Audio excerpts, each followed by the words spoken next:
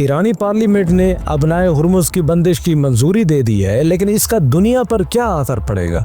अबनाए Hormuz एक तंग समंदरी रास्ता है जो खलीज फारिस को खलीज ओमान से जोड़ता है। ये दुनिया की तवानाई की फराहमी का मरकजी रास्ता है और इसकी अहमियत गैर मामूली है। रोजाना 20 मिलियन बैरल तेल इस रास्ते से गुजरता है। आलमी LNG का तकरीबन 20% हिस्सा यहाँ से गुजर कर दुनिया के मुख्तलिफ हिस्सों तक पहुँचता है। सऊदी अरब, इराक, कतर और UAE जैसे अहम तवानाई पैदा करने वाले मुमालिक इसी रास्ते पर इन्हिसार करते हैं। इस रास्ते से 76% तेल एशियाई मंडियों में भेजा जाता है। भारत सबसे ज्यादा मुतासिर होगा क्योंकि उसका 70% खाम तेल और 40% कुदरती गैस इसी रास्ते से आता है। अगर ईरान एक माह के लिए भी अबनाए हुर्मुज़ को बंद करने में कामयाब हो गया तो आलमी ताकतें दबाव में आ सकती हैं और ईरान अपने कई मुतालबात मनवा सकता है। अबनाए हुर्मुज़ सिर्फ एक समंदरी रास्ता नहीं बल्कि दुनिया की इक्तसादी नब्ज़ है।